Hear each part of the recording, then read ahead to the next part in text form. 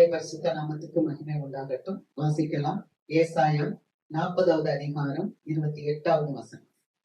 பூமியின் கடையாந்தரங்களை சிருஷ்டித்த கர்த்தராகிய அநாதி தேவன் சோர்ந்து போவதும் இல்லை, இளைப்படைவதும் இல்லை.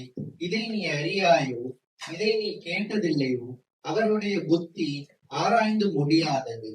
பூமியின் கடையாந்தரங்களை சிருஷ்டித்த கர்த்தராகிய அநாதி தேவன் அவன் சோர்ந்து போக மாட்டார். அல்லேலூயா.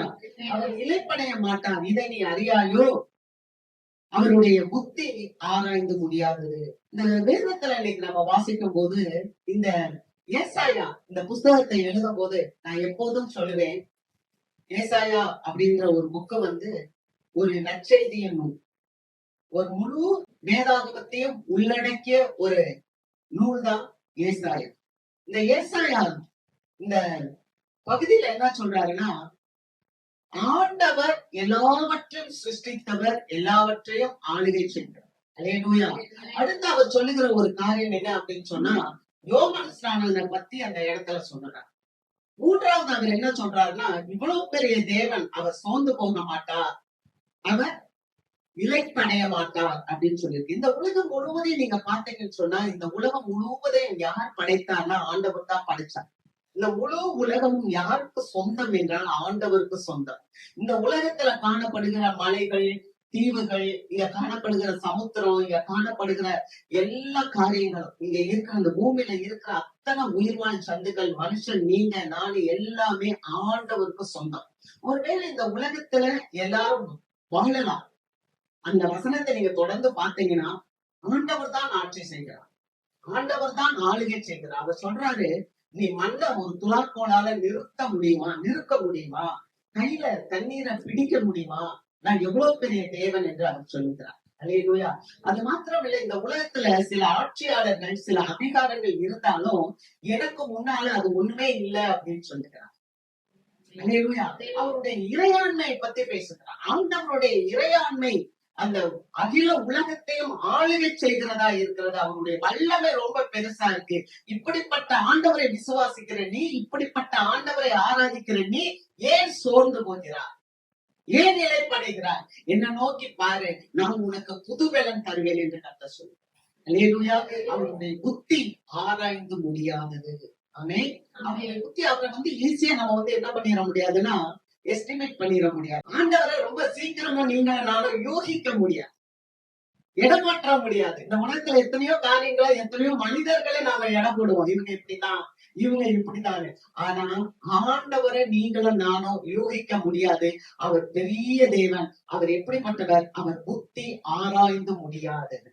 ஒரு விஷயம் நீங்க பாத்தீங்கன்னா, தாவீது ராஜா சொல்றான், நான் நல்ல அருமையான ஒரு அரண்மனையில இருக்கிறேன், கேதரு மரங்களால் கட்டப்பட்ட நல்ல அரண்மனையில நான் இருக்கிறேன். இப்ப நான் ஆண்டவருக்கு ஒரு ஆலயம் கட்டணும்னு ஆசைப்பட்டேன். தாவீது ராஜா சத்துருக்கள் எல்லாம் விலகி நல்ல சுகமா சமாதானமா வாழ்ற நாட்கள்ல அவர் யோசிக்கிறார், நான் ஆண்டவருக்காக ஒரு ஆலயத்தை கட்டணும்னு நாத்தான்வேல் தான் சொல்றாரு. நாத்தான்வேல் ஒரு தீர்க்கதரிசி. அப்ப தீர்க்கதரிசி உன் மனசுல இருக்கிறபடியெல்லாம் நீ செய்ப்பா அப்படின்னு சொல்லிட்டு போயிட்டார். ஆண்டவராகிய தேவன் தீர்க்கதரிசிட்ட பேசுறார். என்ன பேசுறாருன்னா, தாவீது எனக்கு ஒரு ஆலயத்தை கட்ட வேண்டும், ஆனா நான் அவனுக்கு ஒரு வீட்டை கட்டுவேன். அல்லேலூயா. என்ன அழகா சொல்றாரு பாருங்க. அவன் எனக்கு ஒரு ஆலயத்தை கட்ட வேணாம், நான் அவனுக்கு ஒரு வீட்டை கட்டுவேன். அவருடைய புத்தி ஆராய்ந்து முடியாததுங்க. நம்ம ஒரு எண்ணத்தோட ஆண்டவர்கிட்ட வருவோம், ஆனா ஆண்டவர் மிகப்பெரிய தேவன், அவர் புத்தியில பெரியவர், அவர் ஆராய்ந்து முடியாதவர். அல்லேலூயா. அவர் சொல்லுகிறார், நான் உன் வீட்டை கட்டுவேன். அப்படின்னா என்ன? உன் சந்ததியை நான் பாதுகாப்பேன், உன் குடும்பத்தை நான் கட்டுவேன், உன்னுடைய ராஜ்யத்தை நான் நிலைநிறுத்துவேன். அல்லேலூயா. அதனாலதான் அது எங்க முடியுது அப்படின்னு பார்த்தா, ஒரு சாதாரண ஒரு மனிதனாக, ஒரு ஆடு மேய்க்கிற மனுஷனாக இருந்தவனை ஆண்டவர் உயர்த்தி ஒரு பெரிய ராஜாவாக மாற்றி, இப்பொழுது உன்னுடைய சிங்காசனத்தை நான் நிலைநிறுத்துவேன், உன் வீட்டை நான் கட்டுவேன் என்று சொல்கிறார். அதனாலதான் லூக்கா எழுதின நற்செய்தி நூல் 1வது அதிகாரம் அங்க வாசிக்கும் போது, தாவீதின் சிங்காசனம் அவருக்கு கொடுக்கப்படும், அந்த என்றென்றைக்கும் இயேசு கிறிஸ்து ஆளுகை செய்வார். அல்லேலூயா. அப்ப பாருங்க, ஆண்டவருடைய திட்டம் எவ்வளவு பெரிதா இருக்கிறது. அவருடைய அறிவு ஆராய முடியாதது. நம்ம வாசிக்கலாம் 2 சாமுவேல் புஸ்தகம் 7வது அதிகாரம் 20வது வசனம். இனி தாவீது உம்மிடத்தில் சொல்ல வேண்டியது என்ன? கர்த்தராகி ஆண்டவராய் இருக்கிற நீர் உமது அடியானை அறிவீர். இனி தாவீது உம்மிடத்தில் சொல்ல வேண்டியது என்ன? ஆண்டவர் சொல்லிட்டாரு, எப்பா நீ ஆலயத்தெல்லாம் கட்ட வேண்டாம், நான் உன் வீட்டை கட்டுறேன்னு சொன்ன உடனே தாவீது சொல்லுகிறாரு, இனி உம்மிடத்தில் தாவீது சொல்ல வேண்டியது என்ன? கர்த்தராகிய ஆண்டவராய் இருக்கிற நீர் உமது அடியானை அறிவீர். இவ்வளவு நாளா நம்ம அடிக்கடி கடந்த வாரம் கூட பார்த்தோம், என்ன தெரியுமா? அவரை அறிகிற அறிவின் மேன்மைக்காக எல்லாவற்றையும் நான் விட்டுவிட்டேன், நஷ்டமும் குப்பையுமா என்றேன் அப்படின்னு பவுல் சொல்றதெல்லாம் பார்த்தோம். ஆனா இன்னைக்கு ஆண்டவர் சொல்றாரு, உங்களை அறிந்திருக்கிறார். அல்லேலூயா. கடவுள் இங்க வந்திருக்கிற ஒவ்வொருவரையும் அவர் அறிந்திருக்கிறார். தாவீதுக்கு ஆண்டவர் வெளிப்படுத்தின போது தாவீது சொல்லுகிறார், இனி தாவீது உம்மிடத்தில் சொல்ல வேண்டியது என்ன? கர்த்தராகிய ஆண்டவரே நீர் என்னை அறிந்திருக்கிறீர். அருமையான தேவ பிள்ளைங்களே, ஆண்டவர் இங்க வந்திருக்கிற உங்கள் ஒவ்வொருவரையும் அவர் அறிந்திருக்கிறார். அல்லேலூயா. எந்த நிலைமையில இருக்கிறோம், எப்படி இருக்கிறோம், நம்மளுடைய தேவைகள் என்ன, நம்மளுடைய எண்ணங்கள் எப்படி இருக்கு, நமக்கு எப்படியெல்லாம் ஆண்டவர் உதவி செய்ய முடியும் அப்படி என்பதை நீங்களும் நானும் தெரிந்து கொள்வதற்கு மேலாக ஆண்டவர் தெரிந்து வைத்திருக்கிறார். அல்லேலூயா. இன்னைக்கு ஒரு நல்ல நற்செய்தி இல்லையா? ஆண்டவர் நம்மள அறிந்திருக்கிறார். நம்ம வாசிக்கலாம் 2 தீமோத்தேயு புஸ்தகம் 2வது அதிகாரம் 19வது வசனம். ஆகிலும் தேவனுடைய உறுதியான அஸ்திபாரம் நிலைத்திருக்கிறது. கர்த்தர் தம்முடையவர்களை அறிவார் என்பதும், கிறிஸ்துவின் நாமத்தை சொல்லுகிற எவனும் அநியாயத்தை விட்டு விலக கடவன் என்பதும் அதற்கு முத்திரையாய் இருக்கிறது. ஆகிலும் தேவனுடைய உறுதியான அஸ்திபாரம் நிலைத்திருக்கிறது, தேவன் தம்முடையவர்களை அறிந்திருக்கிறார். அல்லேலூயா. இந்த கால வேளையில ஆண்டவருடைய உறுதியான அஸ்திபாரம் என்ன தெரியுமா? அவருடைய கிருபை, அவருடைய சத்தியம். இந்த ரெண்டும் என்றென்றும் நிலைத்திருக்கிறது. இந்த உலகத்துல எத்தனை காரியங்கள் வந்தாலும், ஆனா ஆண்டவருடைய கிருபை மாறாதது, ஆண்டவருடைய சத்தியம் மாறாதது. இது ரெண்டும் நிலைத்திருக்கிறது. ஆகவேதான் கர்த்தர் சொல்லுகிறார், நான் உங்களை ஆராய்ந்து அறிந்திருக்கிறேன். அல்லேலூயா. நம்முடைய நினைவுகளை தேவன் அறிந்திருக்கிறார். நல்ல கவனிங்க, ஆண்டவர் நம்மையும் நம்மளுடைய செயல்பாடுகள் எல்லாவற்றையும் அறிந்திருக்கிறார். ஒருவேளை நம்மளுடைய வாழ்க்கையில நடக்கிற காரியங்களை நீங்களும் நானும் விளக்காம இருக்கலாம். ஐயோ, காரியம் இப்படியா போயிட்டே இருக்குதே, நம்ம ஒண்ணு நினைக்கிறோம், ஆனா வாழ்க்கை இப்படி ஒருத்தரா போயிட்டே இருக்குதே அப்படின்னு சொல்லி நீங்க யோசிக்கலாம். சில எண்ணங்களோட உட்கார்ந்து இருக்கலாம். இந்த கால வேளையில பல குழப்பத்திலையும் போராட்டத்திலையும் நீங்க உட்கார்ந்து இருக்கலாம். ஆனா ஆண்டவர் தெளிவா பேசுகிறார், நீ எதை குறிச்சும் பயப்பட வேணாம், உன்னை குறித்து நான் அறிந்திருக்கிறேன். அல்லேலூயா. அதெல்லாம் கவனிங்க, ஒரு மேய்ப்பன் ஒரு ஆட்டு மந்தைய மேய்க்கும் போது அப்படியே முழு மந்தையா அவன் மேய்க்கிறது இல்ல, யோசிக்கிறது இல்ல, முழு மந்தையா அத பாக்குறது இல்ல, அல்லது மொத்தமா ஒரு மேய்ப்பன் அந்த மந்தையை பார்க்க மாட்டான். எப்படின்னா, அந்த மந்தையில இருக்க ஆடுகளை தனித்தனியா பார்ப்பான். அல்லேலூயா. ஒரு மேய்ப்பன் அந்த மந்தைய மொத்தமா பாக்குறது இல்ல, ஒவ்வொருவரையும் தனித்தனியா பார்ப்பான் அந்த மேய்ப்பன். அந்த ஆட்டுக்கு என்ன குணாதிசயம் இருக்கு, அந்த ஆடு எப்படிப்பட்ட ஆடு, அந்த ஆட்டுக்கு என்ன தேவைகள் இருக்கு அப்படின்றத அந்த மேய்ப்பன் அறிந்து கொள்வான். நீங்க பாத்தீங்கன்னா, மேய்ப்பன் ஆடுகளுக்கு பேர் சொல்லி கூப்பிடுவான். சில ஆடுகள் குட்டையா இருக்கும், சில ஆடுகள் நெட்டையா இருக்கும், சில ஆடுகள் கருப்பு கலர்ல இருக்கும், சில ஆடுகள் வெள்ளை கலர்ல இருக்கும், சில ஆடுகள் முத்தம், சில ஆடுகள் சாதுவா இருக்கும், சில ஆடுக்கு சில பலவீனம் இருக்கும், சில ஆட்டுக்கு சில நல்ல காரியங்கள் இருக்கும். இதெல்லாம் மேய்ப்பனுக்கு தெரியும். அதுபோலவே ஆண்டவராகிய தேவன் உங்களையும் அறிந்திருக்கிறார். அல்லேலூயா. உங்களுடைய குணாதிசயங்கள், உங்களுடைய காரியங்கள், உங்களுடைய பலவீனங்கள், உங்களுடைய தேவைகள் எல்லாவற்றையும் ஆண்டவர் மொத்தமா இல்ல, தனித்தனியா. ஒருவேளை உங்க குடும்பத்துல கூட, உங்களை குடும்பத்துல இருக்க ஒவ்வொரு உறுப்பினர்களும் கூட ஆண்டவர் தனித்தனியாய் அறிந்திருக்கிறார். அல்லேலூயா. தனித்தனியாய் ஒவ்வொரு பிள்ளைகளுக்கு என்ன கொடுக்க வேண்டும் என்பதை தேவன் அறிந்திருக்கிறார். அல்லேலூயா. நான் விசுவாசிக்கிறேன், நான் யோசிக்கிறேன், ஒரு மந்தை மேய்க்கிறவன் தாவீது மந்தை மேய்ச்சிட்டு இருந்தான். தாவீதனுடைய சகோதரர்கள் எல்லாம் எங்க இருந்தாங்கன்னா, சவுலோட கூட ராணுவத்துல இருந்தாங்க. ஆனா ஆண்டவர் யாருக்கு என்ன தேவை, யாரு ராணுவத்துல இருக்கணும், யாரு ஆடுகளை மேய்க்கணும், யார ஆண்டவர் அரசரா கொண்டு வரணும், எல்லாத்தையும் தேவன் அறிந்திருக்கிறார். அல்லேலூயா. இந்த காலவேளை நீங்க ஒரு குழப்பத்தோட வந்திருக்கலாம், ஆனால் அவருடைய புத்தி ஆராய்ந்து முடியாதது. ஆமென். அவருடைய புத்தி ஆராய்ந்து முடியாதது. நீங்க நினைப்பதை காட்டில ஆண்டவர் மேலான காரியத்தை ஆண்டவர் நமக்காக திட்டம் பண்ணி தீர்மானித்து அவர் எழுதி வைத்திருக்கிறார். ஆமென். கர்த்தர் செய்ய நினைத்தது தடைபடாது. நம்ம வாழ்க்கையில கர்த்தர் நன்மை மட்டும்தான் செய்வார். அதை எத்தனை பேர் ஆமீன் சொல்றீங்க? அல்லேலூயா. நம்ம விசுவாசம் தான். வேதம் சொல்லுது, ஆண்டவர் நம்மளை நடத்துகிறவர். ஆண்டவர் தான் நம்மளை அறிந்திருக்கிறார். நீங்க யோசிக்க வேணாம், ஐயோ இந்த காரியம் எப்படி ஆகும். உங்களுக்கு முன்னாலே ஆண்டவருக்கு தெரியும். அல்லேலூயா. ஆண்டவரே இது யார் செய்து முடிப்பார், நீங்க கவலைப்பட வேணாம். ஆண்டவருக்கு தெரியும், ஆண்டவர் அதை செய்து முடிப்பார். அல்லேலூயா. காரணம் என்னன்னா, நம்முடைய தேவன் நம்மை அறிந்திருக்கிறார். நம்முடைய கவலைகள், நம்முடைய போராட்டங்கள், நம்முடைய வியாதிகள், நம்மளுடைய தேவைகள் அனைத்தையும் அவர் அறிவார். ஆமென். மனுஷன் கூட ஒருத்தர் நம்ம சரியா புரிந்து கொள்ளாதனாலதான் பிரச்சனை. சரியா புரிந்து கொண்டோம் என்றால் அங்க பிரச்சனை இருக்காது. ஆமென். குடும்பத்துல, தனிப்பட்ட உறவுகளில, சபைகளில, ஊழியங்களில, வேலை ஸ்தலத்துல ஒரு மனிதன் சரியா புரிந்து கொள்ளாததுனாலதான் பல பிரச்சனைகள் வருது. ஆனால் தேவன் நம்மை சரியாக புரிந்து கொண்டே இருக்கிறார். ஆண்டவன் நம்மை சரியாய் அறிந்து கொண்டே இருக்கிறார். வாசிக்கலாம். யாத்திராகமம் புஸ்தகம் 3வது அதிகாரம் 7-8 வசனங்களை வாசிப்போம். அப்பொழுது கர்த்தர் எகிப்தில் இருக்கிற என் ஜனத்தின் உபத்திரவத்தை நான் பார்த்து ஆளோட்டிகளின் நிமித்தம் அவர்கள் எடுக்கிற கூக்குரலை கேட்டேன். அவர்கள் படுகிற வேதனைகளையும் அறிந்திருக்கிறேன். அவர்களை எகிப்தியரின் கைக்கு விடுதலையாக்கவும் அவர்களை அந்த தேசத்தில் இருந்து நீக்கி கானானியரும், ஏத்தியரும், எமோரியரும், பெரிசியரும், ஏவியரும், எபூசியரும் இருக்கிற இடமாகிய பாலும் தேனும் ஓடுகிற நலமும் விசாலமுமான தேசத்தில் கொண்டு போய் சேர்க்கவும் இறங்கினேன். அப்பொழுது கர்த்தர் எகிப்தில் இருக்கிற என் ஜனத்தின் உபத்திரவத்தை பார்த்து பாத்தீங்களா, அவருடைய ஜனத்தை ஆண்டவர் முதலாவது பார்க்கிறார். நான் பார்க்கிறேன் அப்படின்றார். 2வது, அவலோட்டிகளின் நிமித்தம் அவர்கள் இடுகிற கூக்குரலை கேட்கிறார். நம்மளுடைய கூக்குரலை, நம்முடைய வேதனைகளை அவர் கேட்கிறார். 3வது, அவர்கள் படுகிற வேதனைகளையும் அறிந்திருக்கிறேன். அப்ப இந்த கால வேளையில நம்முடைய காரியங்களை தேவன் பார்க்கிறார். 2வது, அவர் அதை கேட்கிறார். 3வது, நம்மளுடைய தேவைகளை அவர் அறிந்திருக்கிறார். அல்லேலூயா.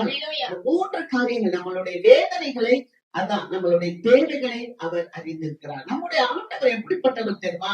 அப்படியே மனுஷன் பார்க்கிற விதமா பார்த்துட்டு போறதில்ல. மனுஷன் பார்த்தா என்ன பண்ணுவான், ஐயோ பாவம், நல்லா இருந்தாங்களே, இப்ப பாரு இவ்வளவு கஷ்டத்துல வந்துட்டாங்களே, நல்லா இருந்தாங்களே, இவ்வளவு பாரு பலவீனத்துல வந்துட்டாங்களே, நல்லா இருந்தாங்க ஆனா பொருளாதாரத்துல இவ்வளவு கஷ்டம் வந்துருச்சு, நல்லா இருந்தாங்க, ஐயோ பாவம் இவ்வளவு தூரம் கடன் சுமையில மூழ்கி போறாப்புல இருக்கு. இப்படி மனுஷன் ஒரு அனுதாபத்தை சொல்லுவான். ஆனா நம்மை அறிந்திருக்கிற ஆண்டவர் அனுதாபத்தை மாத்திரம் காண்பிக்கிறவர் அல்ல, அந்த காரியத்திலிருந்து நம்மளை விடுவிக்கிறவர், நம்மளை தப்புவிக்கிறவர். அல்லேலூயா. ஆகவேதான் அவர் சொல்லுகிறார், நான் உன் உபத்திரவத்தை பார்த்து. யாருடைய உபத்திரவத்தை பார்க்கிறாரா? அவருடைய பிள்ளைகள், என் ஜனங்கள். அங்க வசனத்தை வாசிக்கும் போது, எகிப்தில் இருக்கிற என் ஜனத்தின் உபத்திரவத்தை நான் பார்த்து. உங்களுக்கு எந்த ஒரு உபத்திரவமா இருந்தாலும் கர்த்தர் அதை பார்க்கிறார். நம்மளுடைய காரியங்களை அவர் கேட்கிறார். அல்லேலூயா. நம்மளை விடுவிக்கிறார். விடுவித்து என்ன செய்யறார்? சொல்யூஷன் எப்படி கொடுக்கிறார்? பாலும் தேனும் ஓடுகிற நலமும் விசாலமான தேசத்துல உங்களை கொண்டு போய் விடும்படி நான் இறங்கினேன். அப்ப இயேசு எதுக்கு இந்த உலகத்துல வந்தார்?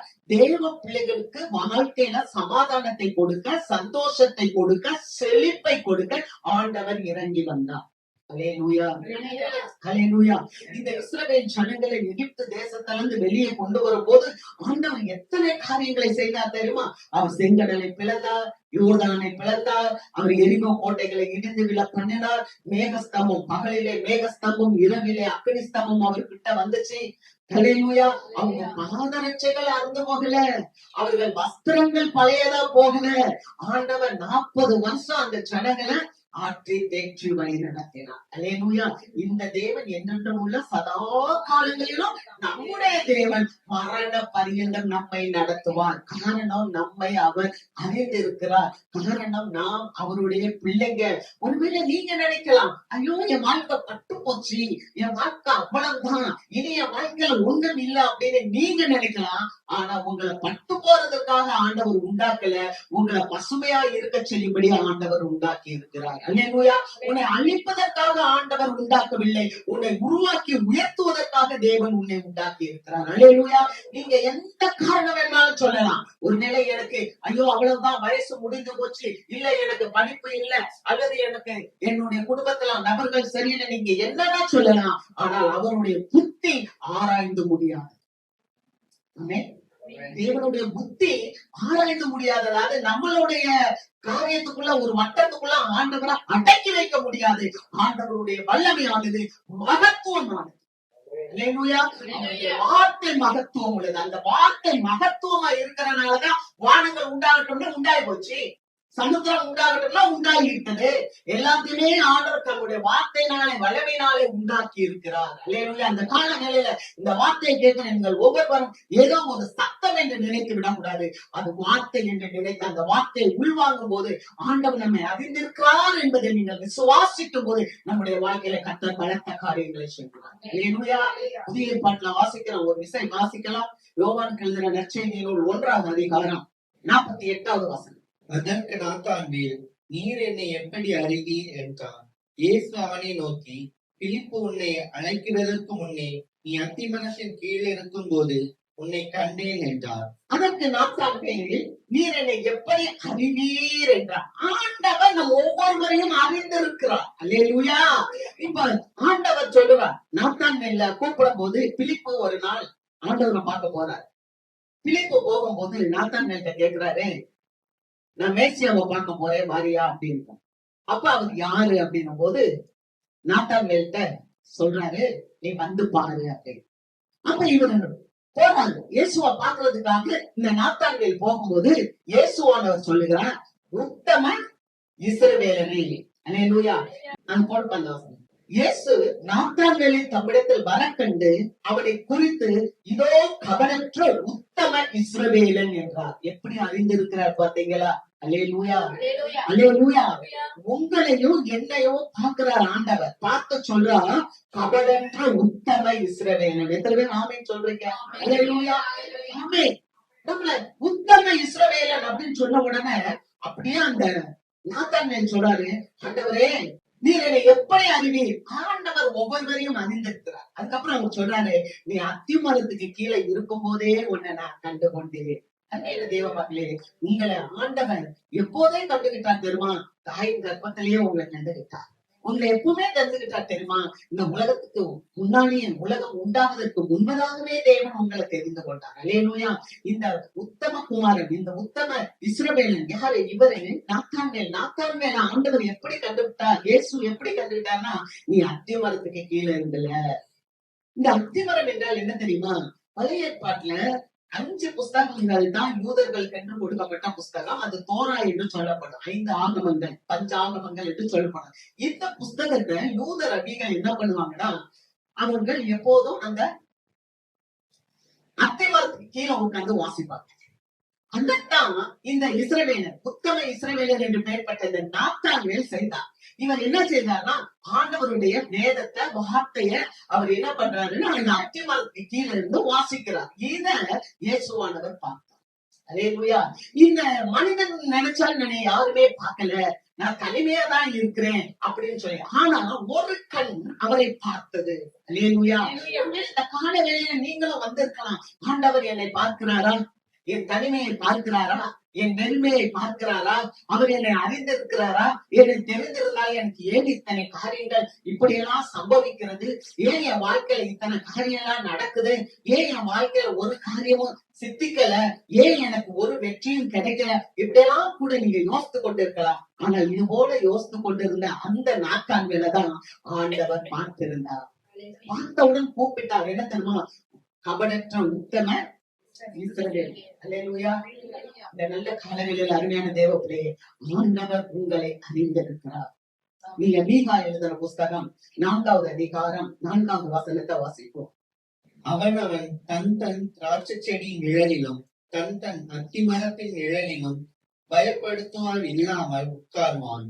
சேனைகளுடைய கர்த்தரின் வாய் இதை சொல்லிற்று. ஆண்டவர் தேவ பிள்ளைகளை அறிந்திருக்கிறதுனால ஆண்டவர் சொல்லுகிற ஒரு வார்த்தை, ஆண்டவர் சொல்லுகிற ஒரு நற்செய்தி உங்களுக்கு இன்னைக்கு என்னன்னு சொன்னா, அவனவன் தன் தன் திராட்சை செடியின் நிழலிலும் அவனவன் தன் தன் அத்திமரத்தின் நிழலிலும் பயப்படுத்துவார் இல்லாமல் உட்காருவான். நீங்க பயப்பட தேவையில்லை. அல்லேலூயா. ஏன்னா உங்களுக்கு என்னத்தை கொடுப்பார் ஆண்டவர்? சமாதானத்தை கொடுப்பார், சந்தோஷத்தை கொடுப்பார், செழிப்பை கொடுப்பார். அல்லேலூயா. திராட்சை செடி என்று சொல்லும் போது சந்தோஷம், அத்திமரம் என்று சொல்லும் போது சமாதானம். அந்த சந்தோஷமும் சமாதானமும் சேர்ந்தது செழிப்பு தானே. அந்த செழிப்பை நான் உனக்கு கொடுப்பேன் என்று கர்த்தருடைய வாய் இதை சொல்லிற்று. இது ஒரு அருமையான தீர்க்க தரிசன நற்செய்தி வார்த்தை. இந்த நாள் இந்த வார்த்தையை நீங்கள் ஒவ்வொருவரும் உண்மையாக்கிக் கொள்ளும்படி ஆண்டவர் சொல்லுகிறார். கர்த்தர் உங்களை அறிந்திருக்கிறார். உங்களை எங்க கொண்டு வர்றாரு? அவர் திராட்சை செடியின் நிழலிலும் அத்திமரத்தின் நிழலிலும் கொண்டு வந்து உங்களுக்கு சமாதானத்தையும் சந்தோஷத்தையும் கொடுப்பேன், செழிப்பை கொடுப்பேன். இது ஆண்டவருடைய வார்த்தை. இரண்டாவது ஒரு காரியத்தை நம்ம குறிச்சு வாசிப்போம். முதலாவது தேவன் உங்களை அறிந்திருக்கிறார். அதுதான் தாவீது சொன்னார், தேவரே நீர் என்னை அறிகிறேன். இரண்டாவது காரியம் வாசிக்கலாம். நாகும் 1வது அதிகாரம் 7வது வசனம். கர்த்தர் நல்லவர், இக்கட்டு நாளிலே அரணான கோட்டை, தம்மை நம்புகிறவர்களை அறிந்திருக்கிறார். ஆமென். அல்லேலூயா. இக்கட்டு நாளிலே அவர் உங்களுக்கு கோட்டையா இருக்கிறார், தம்மை நம்புகிறவர்களை அறிந்திருக்கிறார். முதலாவது உங்களை அவர் அறிந்திருக்கிறார். இரண்டாவது கர்த்தரை நம்புறவங்களை தேவன் அறிந்திருக்கிறார். அல்லேலூயா. எருசலேம் தேவாலயத்துல ஆண்டவர் போய் நின்று பேசுறார். இயேசுவானவர் எருசலேம் தேவாலயத்துக்கு போனார். போகும்போது அங்க திரள் கூட்ட மக்கள் வராங்க. திரளான மக்கள் வந்து, இயேசுவே நாங்க உங்களை விசுவாசிக்கிறோம், இயேசுவே உங்களை நாங்க விசுவாசிக்கிறோம் அப்படின்றாங்க. ஆனா இயேசுவானவர் அவரை நம்புறவங்களை அறிந்திருக்கிறார். அல்லேலூயா. எல்லாரும் வாயில சொல்லலாம் அறிந்திருக்கிறோம். ஆனா அன்பு தேவ மக்களே, ஆண்டவரை இருதயத்தால் நம்ப வேண்டும். இருதயத்தில் அவரை குறிச்ச ஒரு பற்று இருக்க வேண்டும். எல்லாவற்றையும் நம்ம பின்னால தள்ளிட்டு இயேசுவுக்கு முதலிடம் கொடுத்து இயேசுவை நம்முடைய வாழ்க்கையில மையமா வைக்கும் போது ஆண்டவர் சொல்லுகிறார், இக்கட்டு நாளிலே அவர் நமக்கு அரணாய் இருக்கிறார், கோட்டையாய் இருக்கிறார், நம்மளை அவர் அறிந்திருக்கிறார். அல்லேலூயா. வாசிக்கலாம். யோவான் எழுதுற நற்செய்தி நூல் 5வது அதிகாரம் 39 முதல் 41 வசனங்களை வாசிப்போம். வேத வாக்கியங்களை ஆராய்ந்து பாருங்கள், அவைகளால் உங்களுக்கு நித்திய ஜீவன் உண்டென்று எண்ணுகிறீர்களே. என்னை குறித்து சாட்சி கொடுக்கிறவைகளும் அவைகளே. அப்படி இருந்தும் உங்களுக்கு ஜீவன் உண்டாகும்படி என்னிடத்தில் வர உங்களுக்கு மனதில்லை. நான் மனுஷரால் மகிமையை ஏற்றுக்கொள்கிறதில்லை. உங்களில் தேவ அன்பு இல்லை என்று உங்களை அறிந்திருக்கிறேன். எவ்வளவு பேர் அந்த இடத்துல வந்து கூடி நிக்கிறாங்க. ஆனா ஆண்டவருக்கு தெரியும் யாரு நம்மளை அறிந்திருக்கிறார், யாரு நம்மளை நம்புகிறார். அல்லேலூயா. அவர் சொல்றாரு, அழகா சொல்றாரு, நான் மனுஷரால் மகிமையை ஏற்றுக்கொள்வதில்லை. நிறைய பேர் வந்தாங்க. நிறைய பேர் வந்து என்ன தெரியுமா சொன்னாங்க? ஐயா வாழ்க, இயேசு வாழ்க, இயேசு வாழ்க, இயேசுவே நாங்க உங்களுக்கு தான் இருக்கிறோம். ஆனா ஆண்டவர் எல்லாருடைய இருதயத்தையும் அறிந்தார். அதனால அவர் சொன்னார், நான் மனுஷரால் வருகிற மகிமையை ஏற்றுக்கொள்ளவில்லை. அப்ப உண்மையா ஒரு இருதயத்தோடு கூப்பிடுகிற ஒரு சில மக்கள் இருக்கிறாங்க. ஆமென். அல்லேலூயா. உண்மையா நம்மளை போல கூப்பிடுற ஒரு மக்கள் கூட்டம் இருக்குது. ஆமென். அந்த நல்ல கூட்டத்துல நம்பிக்கையில நாம இருக்க வேண்டும். வேதம் சொல்லுகிறது, நீதிமொழிகள் புஸ்தகம் 29வது அதிகாரம் 25வது வசனத்தை வாசிப்போம். 29, 25. மனுஷனுக்கு பயப்படும் பயம் கண்ணியை வருடிக்கும், கர்த்தரை நம்புகிறவனோ உயர்ந்த அடைக்கலத்திலே வைக்கப்படுவான். கர்த்தரை நம்புகிறவனோ உயர்ந்த அடைக்கலத்திலே வைக்கப்படுவான். அல்லேலூயா. அப்ப தன்னை நம்புகிறவர்களே அவர் அறிந்திருக்கிறார். நீங்க ஒண்ணுமே செய்ய வேணாம், ஆண்டவரை நீங்க நம்பினா போதும், கர்த்தர் உங்களை உயர்ந்த இடத்துல வைப்பார். அல்லேலூயா. ஏன்னா ஆண்டவர் சொல்ற, அவர் எங்க இருக்கிறாரோ அங்க நாமும் இருப்போமா. அவர் எங்க இருக்கிறாரு? அவர் உயர்ந்த ஸ்தலத்துல இருக்கிறார். அல்லேலூயா. அப்ப உங்களை என்னை ஆண்டவர் உயர்ந்த இடத்துல வைப்பார். அதனாலதான் வசனம் சொன்னது, ஏசாயா புஸ்தகத்தை நம்ம வாசிக்கிறோம் 26:3, உம்மை உறுதியாய் பற்றி கொண்ட மனதை உடையவன் உண்மையே நம்பி இருக்கிறபடியா, உண்மையே நம்பி இருக்கிறபடியா. அவர் நம்ப முடியுமா? உண்மையே நம்பி இருக்கிறபடியா அவனை பூரண சமாதானத்தோடு காப்பேன். இந்த கால வேளையில தம்மை நம்புகிறவர்களை அவர் அறிந்திருக்கிறார். எதற்கு தெரியுமா? அவரை நம்புறவங்களுக்கு அவர் பூரண சமாதானத்தை கொடுக்கிறார். அவரை நம்புற பிள்ளைகளை அவர் உயர்ந்த அடைக்கலத்துல வைக்கிறார். கண்மலை மேல, கோட்டை மேல அவங்க வாழ்க்கை இருக்கும். கோட்டை மேல அவங்க வாழ்க்கையில ஆண்டவர் பல அற்புதங்களை செய்து கொடுப்பார். அல்லேலூயா. கர்த்தருக்கு மகிமை. நாங்க பார்க்கிறோம் எத்தனை காரியம். கர்த்தரை நம்பி நீ நன்மை செய். கர்த்தரை நம்பி நீ தேசத்துல குடியிருந்து சத்தியத்தை மேய்ந்து கொள். இல்லையா? கர்த்தருக்கு மகிமை. ஒரு சூழ்நிலை வந்துச்சு பாருங்க. பவுலடியாருக்கு ஒரு சூழ்நிலை வந்துச்சு. ஒரு இடத்துல போய் அவர் ஆண்டவருடைய நாமத்தை மகிமைப்படுத்தும் போது அங்க அநேகர் அவருக்கு எதிராக கூடிக்கிட்டாங்க. அநேகர் அவருக்கு எதிராக கூடும் போது அவர் நம்பி இருந்த மக்கள் எல்லாம் அவரை சதற விட்டுட்டு ஓடி போயிட்டாங்க. அதனாலதான் வேதம் சொல்லுது, மனுஷனை நம்புறது மனுஷனுக்கு நம்ம பயப்படுறோம். என்ன பயப்படுறோம்? இந்த மனுஷன் நம்ம கூட இருந்தா ஓகே, இந்த மனுஷன் நம்ம கூட இருந்தா நமக்கு நல்லது நடக்கும், இந்த மனுஷன் நமக்கு கூட இருந்தா இன்னும் கொஞ்சம் நமக்கு நல்ல பிளஸிங் இருக்கும் அப்படின்னு நம்ம மனுஷனை நம்புறோம். ஆனா மனுஷனுக்கு பயப்படுற பயம் கண்ணியை வருவிக்கும். சில நேரங்கள்ல சில மனிதர்களை நம்ம என்ன பண்றோம்? சார்ந்து கொள்றோம். சில மனிதர்களை சார்ந்து கொண்டு அவங்க இருந்தாதான் என் வாழ்க்கையில, அப்படி இல்லை. கர்த்தரை நம்பினா உயர்ந்த அடைக்கலத்தில் நிறுத்தப்படுறாங்க. இரண்டாவது ஒரு காரியம் என்னன்னு சொன்னா, நீங்க கர்த்தரை நம்பும் போது உங்களுடைய குடும்பம் செழிக்கும். நீங்க கர்த்தரை நம்பும் போது உங்க தொழில் சிறக்கும். நீங்க கர்த்தரை நம்பும் போது உங்க ஆன்மீக வாழ்க்கை சிறக்கும். அல்லேலூயா. நீங்க பாத்தீங்கன்னா அவங்க அந்த பவுலடியார் போகும்போது அவரை நம்பி இருந்த எல்லாரும் அவரை விட்டுட்டு போயிட்டாங்க. அப்ப அவர் சொல்றாரு, வாசிக்கலாம் 2 Corinthians 1 9-10 நாங்கள் எங்கள் மேல் நம்பிக்கையா இராமல், நாங்கள் எங்கள் மேல் நம்பிக்கையா இராமல். அப்ப அதுக்கு முந்தின வசனம் வாசிப்பார். ஆகையால் சகோதரரே ஆசியாவில் எங்களுக்கு நேரிட்ட உபத்திரவத்தை நீங்கள் அறியாதிருக்க எங்களுக்கு மனதில்லை. ஒரு பெரிய உபத்திரவம் பவுலடியாருக்கு வந்துச்சு. அதுதான் சொல்றாரு, ஆகையால் சகோதரரே ஆசியாவில எங்களுக்கு நேரிட்ட உபத்திரவத்தை நீங்கள் அறியாதிருக்க எனக்கு மனதில்லை. நீங்க அறிந்து கொள்ளணும். என்ன அறிந்து கொள்ளணும்? எனக்கு ஒரு பயங்கரமான உபத்திரவம் வந்துச்சு. என்னவெனில் பிழைப்போம் என்கிற நம்பிக்கை அற்று போகத்தக்கதாக எங்கள் பலத்திற்கு மிஞ்சின அதிக பாரமான வருத்தம் எங்களுக்கு உண்டாயிற்று. என்ன அப்படின்னா, பிழைப்போம் என்ற நம்பிக்கையே இல்லை என் வாழ்க்கையில. நம்பிக்கை அற்று போகத்தக்கதான ஒரு மிஞ்சின பாரம் எங்க வாழ்க்கையில உண்டாயிடுச்சு. சில வேளைகளை நம்ம நினைக்கிறோம்ல, ஒரு வியாதி இருக்கு, இந்த வியாதியிலே நான் அடைந்து போயிருவேனா? நம்பிக்கை இல்ல. ஒரு மிஞ்சின பாரம், ஒரு கடன் சுமை, இந்த கடன் சுமையே நான் அப்படியே மறைந்து போயிருவேனா? பயம். ஒரு நம்பிக்கை இல்லாத ஒரு சூழ்நிலை, அல்லது ஒரு வயது மூப்பு, இதனால என் சரீரத்தால் இருக்கிற விளைவினம், அல்லது நம்மளுடைய வாழ்க்கையில இருக்கிற ஒரு பிரச்சனை, என்னுடைய நிலத்தை அபகரித்துக் கொண்டார்கள், எனக்கு விரோதமா எழுதுறாங்க, என் சொத்தை அவங்க பறித்துக் கொள்கிறாங்க. இப்படி ஏதாவது ஒரு காரியம், இந்த உலக ரீதியான ஒரு காரியம்.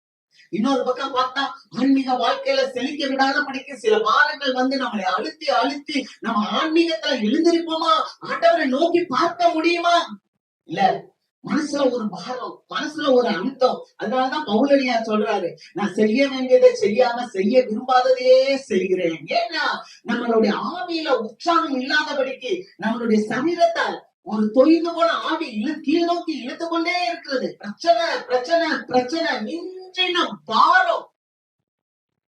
பவுல் சொல்றாரு, நீங்க அதை அறியாத இருக்க எனக்கு மனதில்ல, நீங்க அறிந்து கொள்ள வேண்டும். அடுத்த அவசரம் பாருங்க, நாங்கள் எங்கள் மேல் நம்பிக்கையா இராமல் இந்த பாரம் எங்களை அமர்த்துதே, இந்த பிரச்சனை எங்களை எதிரிட்டு வருகிறதே, எங்களை கொள்வதற்கு ஒரு கூட்ட மக்கள் வந்திருக்கிறாங்களே, எங்களை சதி செய்வதற்கு இந்த மக்கள் எண்ணிக்கொண்டு இருக்கிறாங்களே, இவங்களுக்கு விரோதமாக கிரியை செய்வதற்கு நாங்கள் எங்கள் மேல் நம்பிக்கையாகிறார்கள். என்னால முடியும், எனக்கு ஒரு ஆட்படம் இருக்கு, ஆட்கள் படைகள் இருக்கிறாங்க, அல்லது எனக்கு அவங்கள தெரியும், இந்த இவங்களை தெரியும், அந்த ரெக்கமெண்டேஷன்ல அதை வாங்கிருவேன், இந்த ரெக்கமெண்டேஷன்ல இதை வாங்கிருவேன். முடியல. எனக்கு இவ்வளவு பெரிய பலம், ஆள் பலம் இருக்கு, எனக்கு பணபலம் இருக்கு, எனக்கு நல்ல ஞானம் இருக்கு, அறிவு இருக்கு, படிப்பு இருக்கு, அதனால இதெல்லாம் நான் மேற்கொள்வேன். முடியல. பவுலால் முடியல. பவுல் பணக்காரர், பணம் நிறைய வச்சிருக்கிறார்.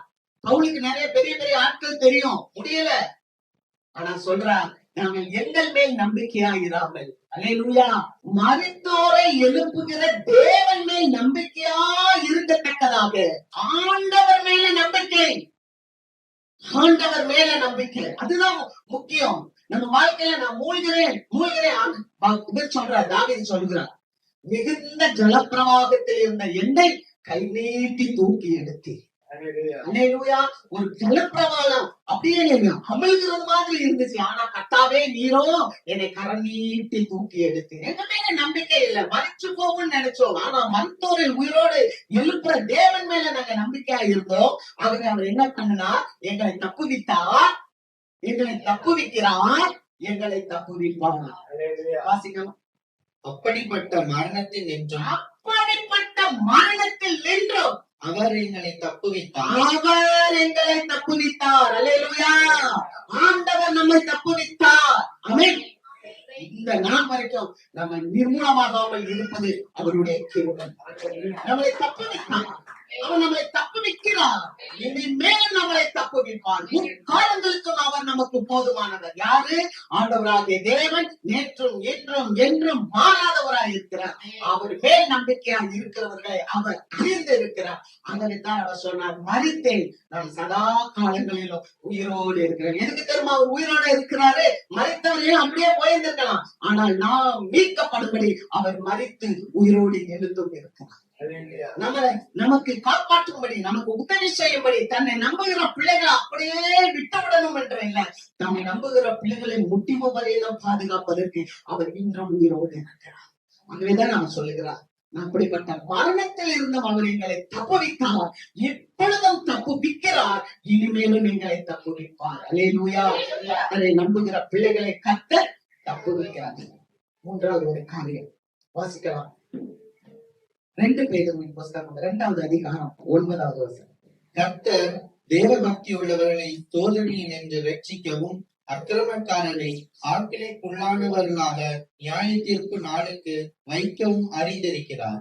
கர்த்தர் தேவ பக்தி உள்ளவர்களை சோதனையிலிருந்து ரட்சிக்க அறிந்திருக்கிறார். அல்லேலூயா. ஆண்டவர் தேவ பக்தி உள்ள பிள்ளைகளை சோதனையிலிருந்து ரட்சிக்க அப்படின்னா என்னன்னா, இங்க பாவ மன்னிப்பு கொடுப்பதல்ல, இங்க என்னன்னா காப்பாற்ற. அல்லேலூயா. இந்த இடத்துல ரட்சிக்க என்பது தேவ பக்தி உள்ள பிள்ளைகளை காப்பாற்ற அறிந்திருக்கிறார். அல்லேலூயா. இந்த தேவ பக்தி உள்ள பிள்ளைகளை இந்த உலகத்தில் வருகிற அழிவுகளில் இருந்து அவர்களை பாதுகாக்க, அவர்களை காப்பாற்ற அவர் அறிந்திருக்கிறார். ஆமென். அல்லேலூயா. தேவ பக்தி உள்ளவர்களை தேவன் தமக்கென்று தெரிந்து கொண்டார் என்று சங்கீதம் 4ல நம்ம வாசிக்கிறோம். சங்கீதம் 4வது அதிகாரம் 3வது வசனத்தை வாசிக்கும் போது, தேவ பக்தி உள்ளவர்களை தேவன் தமக்கென்று தெரிந்து கொண்டார். அல்லேலூயா. அப்ப தேவ பக்தி உள்ளவர்களை தேவன் காப்பாற்றுகிறார். ஆமென். இங்க இதை எப்படி பார்க்கலாம்னா, இந்த அதிகாரத்தை எழுதும் போது பேதுரு 3 காரியங்களாக எழுதுறார். முதலாவது, பாவம் செய்த தேவ தூதர்களுக்கு ஆண்டவர் ஆக்கினை தீர்ப்பை கொடுக்கிறார். 2வது, அவபக்தி உள்ளவர்களை ஜலப்பிரவாகத்துல என்ன பண்றாரு? அழித்து போடுகிறார். அவபக்தி உள்ள ஒரு ஜனத்தை அவர் ஜலப்பிரளயத்துல அழித்து போடுகிறார். நோவாவின் காலத்துல வந்தது. அடுத்து பார்க்கும்போது சோதோம் கொமரா பட்டணத்தை ஆண்டவர் அழிக்கும் போது அங்க இருந்த நீதிமானாகிய லோத்தை தேவன் காப்பாற்றினார். அல்லேலூயா. அப்ப தேவ பக்தி உள்ளவர்களை தேவன் காப்பாற்றுகிறார். எதுல இருந்து காப்பாற்றுகிறார்? அழிவில் இருந்து தேவன் நம்மளை காப்பாற்றுகிறார். அதை தேவன் அறிந்திருக்கிறார். உங்களை எப்படி காப்பாற்ற, அல்லேலூயா, உங்களை எப்படி காப்பாற்ற வேண்டும் என்பதை தேவன் அறிந்திருக்கிறார். ஒருவேளை நீங்க நினைக்கலாம், ஆண்டவரே இது எப்படி ஆகும்? ஆண்டவர் சொன்னார் பாருங்க, நோவாவின் காலத்துல ஆண்டவர் சொன்னாரு, இந்த தேசத்தை நான் அழிக்க போறேன்னு சொன்னார். சொல்லிட்டு சொன்னாரு, நோவாட்ட சொன்னார், நீ போய் ஒரு பேழையை உண்டு பண்ணு என்று சொன்னார். அந்த பேழைய ஈஸி இல்லைங்க, ஒரு நாள்ல செஞ்சிட முடியாது. நோவா அந்த பேழையை 120 வருஷம் கட்டிக்கிட்டே இருந்தார். அவர் அந்த பேழையை கட்டிக்கிட்டே இருந்துகிட்டே அவர் சொன்னாரு, ஐயோ ஆண்டவர் இந்த தேசத்தை அழிக்க போகிறார், ஆண்டவர் இந்த தேசத்தை அழிக்க போறார், மழையினால அழிக்க போறார், மழையினால அழிக்க போறார் அப்படின்னு சொன்னார். ஆனா அந்த தேசத்துல வாழ்ந்து கொண்டிருந்த மக்களுக்கு மழைனா எப்படி இருக்கும் தெரியாது. ஏன்னா அவர்கள் ஒரு விஷயம் கூட மழைய பார்த்ததே இல்லை. கவனிச்சீங்களா? இன்னைக்கு கூட ஆண்டவர் சொல்றார், நோவாவுடைய காலத்துல எப்படி ஜலப்பிரளயத்தினால இந்த தேசத்தை அழித்தாரோ அது மாதிரி மனுஷகுமாரோடைய காலத்துல அக்கறையினால் இந்த தேசத்தை அழிப்பேன்னு சொல்றான். இன்னைக்கு நீங்க பாத்தீங்கன்னா பயங்கரமான வெப்பம், பல நாடுகளில வெப்பம் அதிகரிக்கிறதுனால பல ஆயிரக்கணக்கான மக்கள் மரித்து கொண்டு இருக்கிறார்கள். இன்னைக்கு எங்க பார்த்தாலும் மின்சாரம் இல்லை. ஏன் மின்சாரம் தடையா இருக்குன்னு சொன்னா, இன்னைக்கு நீங்க பயன்படுத்தணும், நம்ம பயன்படுத்தணும்ல. இப்போ ஒரு லேப்டாப் பயன்படுத்தணும் அல்லது ஒரு செல் பயன்படுத்தணும்னா ஒரு காரியத்தை நம்ம சர்ச் பண்ணோம்னா உடனே வந்து நிக்குது. அப்ப உடனே வந்து நிக்குதுன்னா அதுக்கு எவ்வளவு மின்சாரம் தேவை? இதெல்லாம் மின்சாரத்துல தானே இயங்குது. அப்ப இன்னைக்கு அந்த மின்சாரத்தை இயக்குறதுக்கு என்ன வேணும்? தண்ணீர் வேணும். தண்ணீர் பற்றாக்குறை. இப்படி எல்லாமே இந்த கடைசி காலத்துல பற்றாக்குறையில போது ஒன்னே ஒண்ணு மட்டும்தான் மிஞ்சி இருக்காது. என்னன்னா அக்கினி சுட்டரிக்குது சூரியன் வெயில். அப்ப வேதத்துல எழுதப்பட்டது அத்தனை காரியங்களும் இந்த நாட்கள்ல நிறைவேறுது. இப்படிதான் நோவா காலத்துல ஆண்டவர் சொன்னார், நோவாட்ட சொன்னார், எப்பா நான் பயங்கரமான மழையை வர வச்சு இந்த ஜலத்தை எல்லாம் நான் அழிக்க போறேன் இப்படி போய் சொல்லும் போது நோவா உடனே கீழ்ப்படிந்து ஒரு பேழையை கட்டினான். இன்னைக்கு கூட ஆண்டவருடைய வார்த்தை நமக்கு என்ன தெரியுமா வருது? தேவ பக்தி உள்ளவர்களை தேவன் காப்பாற்றுகிறான். யார் தேவ பக்தி உள்ளவர்கள்? தேவனை நம்புறவங்க. அவர் நம்மளை அறிந்திருக்கணும். அல்லேலூயா. அவர் நம்மை அறிந்திருக்க வேண்டும். வாசிங்க 1 கொரிந்தியர் புஸ்தகம் 8வது அதிகாரம் 3வது வசனம். தேவனில் அன்பு கூறுகிறவன் எவனோ அவன் தேவனால் அறியப்பட்டு இருக்கிறான். அல்லேலூயா. கடந்த நேரத்தில் சொன்னேன் இல்லையா, யார் நம்மளை விசுவாசிக்கிறா, யார் நம்மள மேல நம்பிக்கையா இருக்கிறாங்கிறது தேவனுக்கு தெரியும். தேவனிடத்துல அன்பு கூறுகிறவர்கள் தேவனால் அறியப்பட்டு இருக்கிறார்கள். அல்லேலூயா. நான் சொல்லலாம், எனக்கு பிரைம் மினிஸ்டர் தெரியும், இந்தியாவுல இருக்கிற அத்தனை கோடி மக்களும் 140 பேரும் எனக்கு பிரைம் மினிஸ்டர் தெரியும் அப்படின்னு சொல்லலாம். ஆனா பிரைம் மினிஸ்டருக்கு உங்க பேர் தெரியுமா? பிரைம் மினிஸ்டர் உங்களை தனிப்பட்ட ரீதியில அறிந்திருக்கிறாரா? ஆனா ஆண்டவர் சொல்கிறார், தேவனிடத்தில் அன்பு கூறுகிறவன் எவனோ அவனை தேவன் அறிந்திருக்கிறான். பர்சனலா தெரியுங்க, பர்சனலா தெரியும். நம்ம சொல்லலாம், எனக்கு ஜனாதிபதியை தெரியும், இந்தியாவின் ஜனாதிபதி யார் என்பது எல்லாருக்கும் அவங்க பேரை சொல்லுவாங்க. ஆனா உங்களா உங்களுக்கு தெரியுமா? உங்களை அவங்க பார்த்துட்டாங்களா? ஒரு நாள் உங்க கூட அவங்க ஸ்பெண்ட் பண்ணிருப்பாங்களா? ஆனா தேவ பிள்ளை ஆண்டவரோட நீங்க எவ்வளவு நேரம் உறவாடுறீங்களோ, எவ்வளவு நேரம் நீங்க டைம் ஸ்பெண்ட் பண்றீங்களோ, எவ்வளவு நேரம் தேவாலயத்துல வர்றீங்களோ, எவ்வளவு நேரம் தனிப்பட்ட ரீதியில நீங்க ஜெபிக்கிறீங்களோ, தேவன் உங்களை அறிவார். அல்லேலூயா. இதுதான் வேதம் சொல்லி இருக்கிறது. அப்ப இந்த மனிதன் நோவா தேவனோடு சஞ்சரித்தவன், அவன் தேவ பக்தி உள்ளவன். தேவ பக்தி உள்ளவன் என்றால் யார்? தேவனுக்கு கீழ்ப்படுகிறான். அப்ப ஆண்டவன் சொன்னா, நான் இந்த தேசத்தை அழிக்க போறேன், நீ போய் இதை செய்யணும் போது அவன் அப்படியே கீழ்படிச்சான். போய் ஒரு வேலையை செஞ்சான். வேலையை செய்யும் போது அந்த நாட்கள்ல அப்படியே ஒரு மழை வந்துச்சு. 40 நாள் விடாத ஒரு மழை, ஊற்றுகள்லாம் அப்படியே திறக்குது. வானத்துல இருக்க மதகுகள்லாம் திறந்து அப்படியே தண்ணி கொட்டுதுங்க. இது வரைக்கும் அந்த பகுதியில மக்கள் மழையை பார்க்கவே இல்லை. ஆனா வார்த்தை தான் அப்படியே வந்துச்சு. பாத்தீங்கன்னா நோவா கட்டின வேலைக்குள்ள 8 பேர், அவர் குடும்பம் எல்லாம் வந்து உட்காந்துச்சு. பெரிய வெள்ளம் வந்துச்சு. வெள்ளத்தின் மேல அந்த கப்பல், அந்த படகு அப்படியே உயர்ந்து அப்படியே அவர்கள் காப்பாற்றப்பட்டார். அல்லேலூயா. அருமையான தேவ மக்களே, கர்த்தர் தேவ பக்தி உள்ளவர்களை காப்பாற்றுகிறார். கர்த்தர் தேவ பக்தி உள்ளவர்களை ரட்சிக்கிறார். அப்ப கர்த்தர் தேவ பக்தி உள்ளவர்களை காப்பாற்றுறாங்க. யாரெல்லாம் கிறிஸ்துவாகி அந்த பேரைக்குள்ள நாம இருக்கிறோமோ நம்மளை தேவன் காப்பாற்றுகிறார். அல்லேலூயா. உலகத்துல எப்படிப்பட்ட ஒரு அழிவு வந்தாலும், நாச மோசங்கள் வந்தாலும், பஞ்சங்கள் வந்தாலும், தேவனுடைய பிள்ளைக்கு ஒரு வாழ்வு உண்டு. அதைத்தான் இந்த வேதத்துல பாக்குறோம். சோதோம் குமாரா அழிந்து போனது, அந்த அக்கினி கொட்டப்பட்டுச்சு. அந்த நேரத்திலும் தேவன் நோவாவை மன்னிக்கணும், லோத்தை காப்பாற்றினார். அல்லேலூயா. அல்லேலூயா. கர்த்தர் உங்களை பக்தி உள்ளவர்களை காப்பாற்றுகிறார். அடுத்து ஒரு வாசிக்கலாம். யோவான் கழுதுற நற்செய்தி நூல் 9வது அதிகாரம் 31வது வசனம். பாவிகளுக்கு தேவன் செவி கொடுக்கிறதில்லை என்று அறிந்திருக்கிறோம். ஒருவன் தேவ பக்தி உள்ளவனாய் இருந்து அவருக்கு சித்தமானதை செய்தால் அவனுக்கு செவி கொடுப்பார். பாவிகளுக்கு தேவன் செவி கொடுப்பதில்லை என்று அறிந்திருக்கும். பெரிய ஜலப்பிரளயம் வந்துச்சு. நீங்க நினைச்சீங்களா? அங்க இருக்கவங்க எல்லாரும் கத்தி இருப்பாங்க, ஆண்டவரே எங்களை காப்பாற்றும், ஆண்டவரே எங்களை காப்பாற்றும், ஆண்டவரே எங்களை காப்பாற்றும் என்று கத்தி இருப்பாங்க, ஓலமிட்டு இருப்பாங்க. ஆனால் அங்க வேதம் சொல்லுகிறது, பாவிகளுக்கு கர்த்தர் செவி கொடுக்கிறது இல்லை. ஆனால் ஒருவன் தேவ பக்தி உள்ளவனா இருந்து அவருக்கு சித்தமானதை செய்தார். அண்டர்லைன் பண்ணிக்கோங்க. தேவ பக்தியா இருக்கிறது மாத்திரமல்ல, தேவனுக்கு சித்தமானதை செய்தால் அவனுக்கு செவி கொடுப்பார். அல்லேலூயா. ஆண்டவருக்கு சித்தமானதை இந்த நோவா செய்தான், படகை கட்டினான். ஆண்டவருக்கு சித்தமானத இந்த லோத்து யோசித்தான், ஐயோ இந்த ஜனம் இப்படி கொடுமையில இருக்கு, குடியில இருக்கு, விபச்சாரத்துல இருக்கு, விக்கிரக ஆராதனையில இருக்கு. அதை பார்த்து பார்த்து இந்த லோத்து தன் மனசுல பாதிக்கப்பட்டான், குத்தப்பட்டான். எப்போதும் இந்த ஜனங்களை நினைச்சு நீதிமானாகிய லோத்து அவனுடைய இருதயத்தால் பாதிக்கப்பட்டு குத்தப்பட்டார். இன்னைக்கு கூட தேவ பக்தி உள்ள பிள்ளைங்க நம்ம தேசத்துக்காக செபிக்கணும். அல்லேலூயா. நான்காவது, தேவ பிள்ளைகளை அவர் பாதுகாக்க அறிந்திருக்கிறார். அல்லேலூயா. வாசிக்கலாம். மத்தேயு புஸ்தகம் 6வது அதிகாரம் 32வது வசனம்.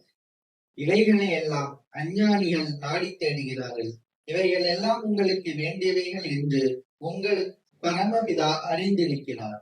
நாம கர்த்தர் தம்முடைய பிள்ளைகளை பராமரிக்க அறிந்திருக்கிறார். அல்லேலூயா. பாத்தீங்களா? இவைகள் எல்லாம் அஞ்ஞானிகள் நாடி தேடுகிறார்கள், இவைகள் எல்லாம் உங்களுக்கு வேண்டியவைகள் என்று உங்கள் பரமபிதா அறிந்திருக்கிறார். ஆமே. நான் நல்லா சொல்லுவேங்க, ஆண்டவர் நம்மளை சாதாரணமா படைக்கல. நம்மளை படைக்கிறதுக்கு முன்னாடியே வானம், பூமி, சமுத்திரம், மீன்கள், பறவைகள், இல்லையா, சாப்பிடுறதுக்கு ஆடு மாடுகள், அப்புறம் சிக்கன், நாட்டுக்கோழி, கோழி, இதெல்லாம் நமக்கு படைச்சிட்டாரு. மீன் விதவிதமா படைச்சிட்டாரு. அதுக்கப்புறம் நல்ல காய்கறிகள், சொரக்காய், பரங்கிக்காய், கத்திரிக்காய், முருங்கைக்காய், மாங்காய் எல்லாம் படைச்சிட்டாரு. எல்லாம் படைச்சு வச்சுட்டுதான் உங்களையும் என்ன. அதனாலதான் அவங்க சொல்றாரு, அழகா சொல்றாரு, உனக்கெல்லாம் இது தேவை என்பதை உங்கள் பரமபிதா அறிந்திருக்கிறார். உங்களை பராமரிக்கிறது அவருக்கு தெரியும். ஆமே. அதனாலதானே தோட்டத்துல அப்படி எல்லா பழங்களையும் வச்சிருந்தாரு. ஒரு பக்கம் மாதுளம்பழம், ஒரு பக்கம் ஆப்பிள் பழம், ஒரு பக்கம் ஆரஞ்சு பழம், ஒரு பக்கம் ரம்புட்டான், எல்லாம் இருந்துச்சு, எல்லாம் இருந்துச்சு. அதுக்குள்ள கொண்டாந்து அந்த ஏவாளையும் ஆதாமையும் வச்சாங்க. ஆண்டவர் எல்லாத்தையும் புசி, எல்லாத்தையும் புசி, பரமபிதா அறிந்திருக்காங்க, எல்லாம் புசி. ஆனா ஒன்னே ஒண்ணு, அதை மட்டும் புசிக்காங்க. அல்லேலூயா. அது இந்த உலகத்துல எல்லாம் தேவைன்னு சொல்லி அஞ்ஞானிகள் புத்தி இல்லாதவே தேடுறானா. ஆனா நான் உங்களுக்கு இதெல்லாம் சேர்த்து வச்சிருக்கேன், இதெல்லாம் நான் உங்களுக்கு கொடுப்பதற்கு அறிந்திருக்கிறேன். வாசிக்கலாம் 8வது வசனம், 6:8. மத்தேயு 6:8. அவர்களைப் போல நீங்கள் செய்யாதிருங்கள், உங்கள் பிதாவை நோக்கி நீங்கள் வேண்டிக் கொள்ளுகிறதற்கு முன்னமே உங்களுக்கு இன்னது தேவை என்று அவர் அறிந்திருக்கிறார். அல்லேலூயா. இந்த உலகத்தான மாதிரி நீங்க செய்யாதீங்கப்பா. உங்களுக்கு என்ன தேவை என்பதை உங்கள் பரமபிதா அறிந்திருக்கிறார். நீங்க வேண்டிக் கொள்வதற்கு முன்னமே என்ன தேவை என்பதை அவர் அறிந்திருக்கிறார். அல்லேலூயா. நம்ம ஆண்டவன் கிட்ட யோசிக்கணும், அப்பா இது நடக்குமாப்பா, அப்பா இது எனக்கு கிடைக்குமாப்பா. உங்களுக்கு என்ன தேவை? உங்கள் தேவைகளை தேவன் அறிந்திருக்கிறார். வேதம் சொல்லுதுங்க, தேவை என்பது வேற, ஆசை என்பது வேற. தேவைக்கும் ஆசைக்கும் வித்தியாசம் இருக்கு. நம்முடைய தேவைகளை பரமபிதா சந்திப்பார். ஆனா நம்ம ஆசை இருக்கும் பாரு, பக்கத்து வீட்டுக்காரன மாதிரியே ஒரு வீடு வாங்கிறான், பக்கத்து வீட்டுக்காரங்க போட்டிருக்க மாதிரியே நான் ஒரு செயின் வாங்கிறான், அந்த அண்ணன் வாங்குற மாதிரியே நான் ஒரு பைக் வாங்கிறேன். அது ஆசை. ஆண்டவர் யாரையுமே என்ன பண்ண மாட்டாரு, கஷ்டப்படுத்த மாட்டாரு. ஒரு தேவையை சந்திப்பான். ஆனா ஆசைப்பட்டு போய் கடன் வாங்குறோம்ல, அந்த கடனுக்கு வட்டி, அந்த வட்டி கட்ட முடியாம குட்டி, அந்த குட்டியை கட்ட முடியாம நம்ம என்ன பண்றோம், மூழ்கிறோம். அங்கதான் நம்ம தப்பு பண்றோம், அங்கதான் நம்ம தப்பு பண்றோம். அப்ப நம்மளுடைய ஆசை இயேசுவா இருக்கும்போது உங்க தேவைகளை தேவன் சந்திப்பார். ஆமென். உங்களுடைய ஆசை தேவனா இருக்கும்போது உங்களுக்கு ஒரு வீடு வேணா வீட்டை கட்டி கொடுப்பார். நீங்க ஆண்டவரை ஆசையா இருக்கும். ஏன்னா வசனம் சொல்லுது, தேவன் தனிமையானவர்களுக்கு வீடு வாசலை ஏற்படுத்துகிறார். நீ உன்னுடைய ஆசை தேவனா இருக்கும்போது ஆண்டவர் உங்களுக்கு நல்ல வாகனத்தை கொடுப்பார், தேவைகளை சந்திப்பார். அல்லேலூயா. ஆனால் உங்களுடைய ஆசை இந்த உலகமா இருக்கக்கூடாது. உங்கள் தேவைகளை தேவன் சந்திப்பார்.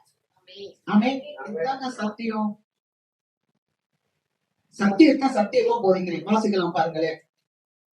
27:1 சங்கீதம் 27:1. கர்த்தர் என் வெளிச்சமும் என் இரட்சிப்புமானவர், யாருக்கு பயப்படுவேன்?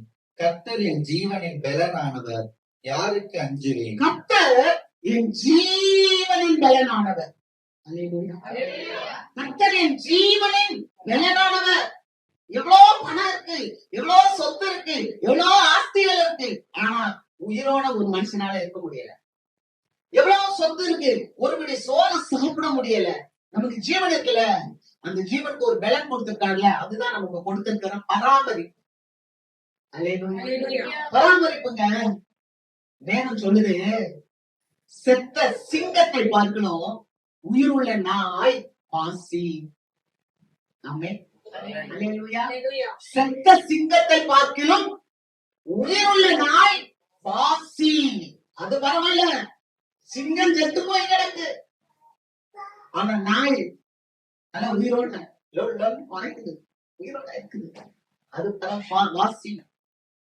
அதுவே நமக்கு தெரியும் நம்மளுடைய தேவைகள் என்ன, நம்மளை பராமரிக்க தேவன் அறிந்திருக்கிறார். உங்களுக்கு என்னது தேவை என்பதை தேவன் அறிந்திருக்கிறார். உங்களுக்கு என்ன உணவு கொடுக்க வேண்டும், என்ன உடை கொடுக்க வேண்டும், நீங்க எங்க குடியிருக்க வேண்டும், எப்படி இருக்க வேண்டும், எப்படி செழிப்பா இருக்கணும், எல்லாவற்றையும் தேவன் அறிந்திருக்கிறார். சொல்லிட்டான், உன் வழியை கர்த்தருக்கு ஒப்புவித்து அவர் மேல் நம்பிக்கையாயிரு, அவரே காரியத்தை வாய்க்க பண்ணுவார். அல்லேலூயா. வாசிக்கலாம் 1 தீமோத்தேயு 6:6. போதும் என்கிற மனதுடனே கூடிய தேவ பக்தியே மிகுந்த ஆதாயம். அடுத்த வசனம். உலகத்திலே நாம் ஒன்றும் கொண்டு வந்ததும் இல்லை, இதிலிருந்து நாம் ஒன்றும் கொண்டு போவதும் இல்லை என்பது நிச்சயம். அடுத்த வசனம். உண்ணவும் உடுக்கவும் நமக்கு உண்டாயிருந்தால் அது போதும் என்று இருக்க கனவு. வசனத்தெல்லாம் கேட்கும். அல்லேலூயா. போதும் என்ற மனதுடனே கூடிய தேவ பக்தி. ஆண்டவரே நீர் எனக்கு போதும். இந்த உலகத்துல நம்ம எதுவும் கொண்டு வரல, நம்ம எதுவும் கொண்டு போகல, ஆனா ஏன் டென்ஷன் ஆகும், ஏன் நம்ம டென்ஷன் ஆகிறோம், ஏன் நம்ம அடிச்சுக்கிறோம், ஏன் நம்ம பயப்படுறோம், ஏன் அதனால நோய்களை வரவிக்கிறோம், ஏன் அதனால சீக்கிரமா நம்ம செத்து போகணும்னு நினைக்கிறோம்? எதுவும் நம்ம கொண்டு வரல, எதுவும் கொண்டு போக போறது இல்ல. உண்ணவும் ஒடுக்கவும் நமக்கு உண்டாயிருந்தா போதும் என்று இருக்க கடவுள். அல்லேலூயா. நீங்க யோசித்து பாருங்க, சண்டை நடக்குது பாலஸ்தீன நாட்டுல, ஈரான் பயங்கரமா அடி வாங்குது, அமெரிக்கா போட்டு அடிக்குது, எல்லாருமே. எவ்வளவு பெரிய வீடு டக்குனு இடிஞ்சு போயிடுது, சாப்பிட இல்ல, ரோட்ல வந்து நிக்கிறான், பிளாட்ஃபார்ம்ல நிக்கிறான். எனக்காவது அதுக்காக நம்ம வருத்தப்பட்டிருக்கோமா? எனக்காவது அதுக்காக நம்ம ஜெபிச்சிருக்கோமா? ஆண்டவரே, கண்ணெதிர பாக்குறேனே, இப்படிப்பட்ட சூழ்நிலைகள் மாறட்டும். அல்லேலூயா. நம்ம ஜெபிக்கணுங்க. நம்ம தேசத்துல சமாதானத்துக்காக ஜெபிக்கணும். போதும் என்ற மனதோட இருந்தா, போதும் சொல்லி இருந்தா இன்னைக்கு இவ்வளவு பிரச்சனை வருமா? அடிச்சு சாகுறாங்க, ஒருவர் அவங்க சண்டை போட்டுட்டு இருக்காங்க. வேதம் சொல்லுது, நீங்கள் ஒருவரை ஒருவர் கடிச்சு பட்சித்தீர்கள் என்றால் சாபத்தான் செய்வீர்கள் என்று வேதம் சொல்லுகிறது. ஏன்னா தேவன் நம்மை பராமரிக்க அறிந்திருக்கிறார். அல்லேலூயா. நம்மளை அவர் பராமரிக்க அறிந்திருக்கிறார். வாசிக்கலாம் எபிரேயர் புஸ்தகம் 13ஆம் அதிகாரம் 5-6 வசனம். நீங்கள் பண ஆசை இல்லாதவர்களாய் நடந்து, நீங்கள் பண ஆசை இல்லாதவர்களாய் நடந்து, உங்களுக்கு இருக்கிறவைகள் போதும் என்று எண்ணுங்கள். நான் உன்னை விட்டு விலகுவதும் இல்லை, உன்னை கைவிடுவதும் இல்லை என்று அவர் சொல்லி இருக்கிறாரே. அதனால் நாம் தைரியம் கொண்டு, கர்த்தர் எனக்கு சகாயர், நான் பயப்படேன், மனுஷன் எனக்கு என்ன செய்வார் என்று சொல்லலாமே. நீங்கள் பண ஆசை இல்லாதவர்களாய் இருந்து உங்களுக்கு உள்ளவைகள் போதும் என்று எண்ணுங்கள். ஆமே. நமக்கு இருக்குது இல்ல, ஆமே, அந்த போதும் நீங்க நினைங்க. அவர் உன்னை விட்டு விலகுவதும் இல்லை, உன்னை கைவிடுவதும் இல்லை. அவர் தானே நமக்கு முக்கியம். அவர் இல்லைன்னா நம்மளால வாழ முடியாது. அதெல்லாம் சேர்த்து வச்சுட்டு அவர் நம்மளை கைவிட்டா முடியாது. அல்லேலூயா. நம்ம போதும் என்ற மனது போதும். அடுத்து அவர் சொல்றாரு, அதிலே நாம் தைரியம் கொண்டு, எதுல? நான் உன்னை விட்டு விலக மாட்டேன், உன்னை கைவிட மாட்டேன். அப்ப உனக்கு வியாதி நேரத்துல நான் உன்னை தாங்குவேன், உன்னை தப்புவிப்பேன், உன்னை ஏந்துவேன், உன்னை சுமப்பேன். நீ ஆண்டவர் மேல ஆசையா இருக்கிய, அதனால நான் உனக்கு நீ செய்த நன்மையெல்லாம் நினைச்சு உனக்கு உன் வாழ்நாட்டுல நான் ஜீவனுள்ள நாட்களை கூட்டி கொடுப்பேன். எசேக்கியா சொன்னார். அல்லேலூயா. அதுதான் சொல்றேன், நான் உன் கூட இருப்பேன், உனக்கு வேலை ஸ்தானத்துல ப்ரமோஷன் கொடுப்பேன், நீ இருக்கிற இடத்துல உன்னை ஆசீர்வதிப்பேன். ஏன் தெரியுமா? நான் உன்னை விட்டு விலக மாட்டேன், உன்னை கைவிட மாட்டேன். அப்படின்னா என்ன? உன் உள்ளத்தை என்கிட்ட மட்டும் வச்சுக்க. உள்ளத்தை என்கிட்ட வச்சுக்க, உலகத்தை நோக்கி பார்க்காத. ஏன்னா உன்னை பராமரிக்க நானு அறிந்திருக்கிறேன். அல்லேலூயா. அப்ப அவர் சொல்றாரு, உன்னை விட்டு விலக மாட்டேன், உன்னை நான் கைவிட மாட்டேன், மனுஷனுக்கு பயப்படாத, நீ கர்த்தர் மேல தைரியமாயிரு, நான் உனக்கு சகாயர். அல்லேலூயா. கர்த்தர் நமக்கு சகாயர். அவர் நம்மளை பாதுகாக்கிறவர், அவர் நம்மளை பராமரிக்கிறவர். நம்மளை பராமரிக்க கர்த்தர் அறிந்திருக்கிறார். நமக்கு அவர் சகாயராயிருக்கார். அதனாலதான் வேதம் சொல்லுது 34:10 சங்கீதத்துல, சிங்க குட்டிகள் தாழ்ச்சி அடைந்து பட்டினியா இருக்கும், கர்த்தரை தேடுகிற பிள்ளைகளுக்கு ஒரு நன்மையும் குறைவுபடாது. அல்லேலூயா. வேதம் சொல்லுதுங்க, என்னை தேடுங்கள், அப்பொழுது நீங்கள் பிழைப்பீர்கள். ஏன்னா உங்களுக்கு என்ன தேவைன்றது அவர் அறிஞ்சிருக்கிறார். நீங்க தேட வேண்டியது ஒண்ணுதான், என்னை தேடுங்கள், அப்பொழுது நீங்கள் பிழைப்பீர்கள். அப்ப நீங்க திரும்ப என்கிட்ட கேட்கலாம், என்ன கஷ்டமா? என்னை தேடுங்கள், என்னை தேடுங்கள். ஆண்டவரையே தேடிட்டு உட்கார்ந்தா நான் வேலைக்கு போவேனாவா? வேலைக்கு போகணும், அவரை தேடணும், வேலையில உண்மையா இருக்கணும், அது ஆண்டவருடைய நேரத்துல உண்மையா இருக்கணும். அல்லேலூயா. கர்த்தருடைய நேரத்துல உண்மையா இருக்கணும், வேலை ஸ்தலத்துல நம்ம உண்மையா இருக்கணும். வேலை ஸ்தலத்துல யாரும் நம்மள பார்க்கல, ஆனா அந்த வேலையில நீங்க உண்மையா இருக்கிறது தான் கர்த்தரை தேடுவது. அல்லேலூயா. அதே சமயத்துல வேலைக்கு போறேன்னு சொல்லிட்டு கர்த்தரை தேடாம இருக்கிறது மிகுந்த பாவம். அதுதான் ஆண்டவர் சொன்னா, முதலாவது தேவனுடைய ராஜ்யத்தை அவருடைய நீதியை தேடுங்கள், அப்பொழுது இவைகள் எல்லாம் உங்களுக்கு கூட கொடுக்கப்படும். கர்த்தருக்கு மத்தியிலே 4 காரியங்கள் என்ன தெரியுமா? ஒவ்வொருத்தரையும் நம்ம ஆண்டவர் அறிந்திருந்தாங்க. ஆண்டவர் சொல்ற, நான் உன்னை அறிந்திருக்கிறேன். ஆமென். நம்மளை அவர் அறிந்திருக்கிறார். நாம எப்படி அவர் மேல நம்பிக்கை உள்ளவர்களா இருக்கிறோமா என்பதை அறிந்திருக்கிறார். நம்ம அவர் மேல பக்தி உள்ளவர்களா இருக்கும் போது அவர் நம்மளை காப்பாற்ற அறிந்திருக்கிறார். அவர் மேல நம்ம முழுவதுமாய் நம்பி இருக்கும் போது நம்மளை அவர் பராமரிக்க அறிந்திருக்கிறார். அல்லேலூயா. நம்மளை பாதுகாத்து ஆசீர்வதித்து உயர்த்துவார். ஆமென். நம்ம இருந்திருக்கிறோம்.